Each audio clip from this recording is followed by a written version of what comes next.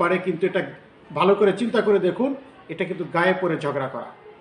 ওলামায়ে কেরাম যারা আমরা কৌমি বলেন, যারা ওলামায়ে কেরাম রয়েছে, আমরা ওলামায়ে কেরাম তাবলিগকে সাপোর্ট করতে পারি, কিন্তু আমরা তাবলিগি নই।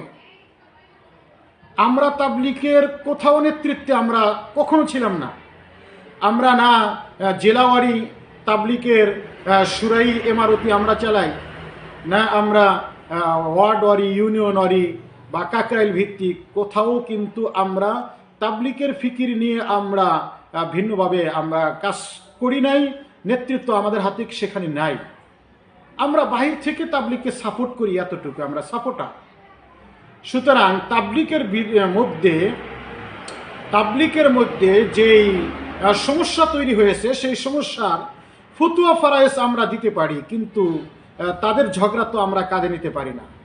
তাদের আমির সাথ থাকবে না থাকবে এটা তারাই নির্ণয়ন করবে, তারাই বলবে তাদের আমির থাকবে না থাকবে।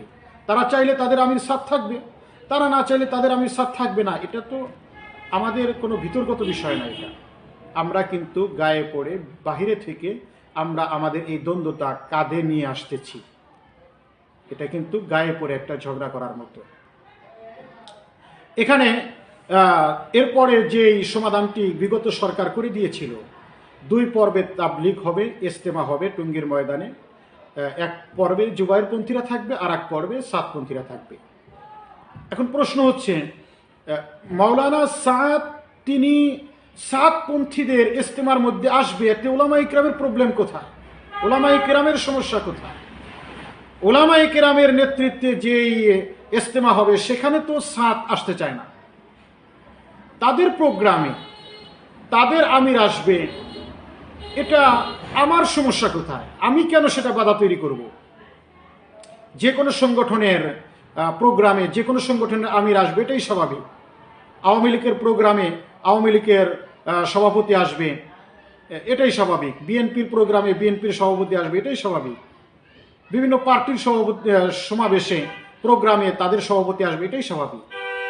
সাতপন্থীদের প্রোগ্রামের মধ্যে, সাতপন্থীদের ইজতেমার মধ্যে মাওলানা সাদ আসবে, এতে তো আমার সমস্যা হওয়ার কথা না। আমি তো এখানে কোনো বাধা তৈরি করতে পারি না। কেন আমরা সাতপন্থীদের সমাবেশে মাওলানা সাদ আসতে বাধা আমরা কেন তৈরি করব? এটা যুক্তিসঙ্গত না। এটা সুতরাং এটা মোটেও এটি কাম্য না। তৃতীয়ত, আমরা সম্পূর্ণ লক্ষ্যহীন জাতি। এখানে সাতপন্থী আর জুবায়েরপন্থীর ঝগড়াকে জাতীয় ইস্যু হিসাবে এই মুহূর্তে ওলামায়ে কেরামের সামনে আনা মোটেও উচিত না।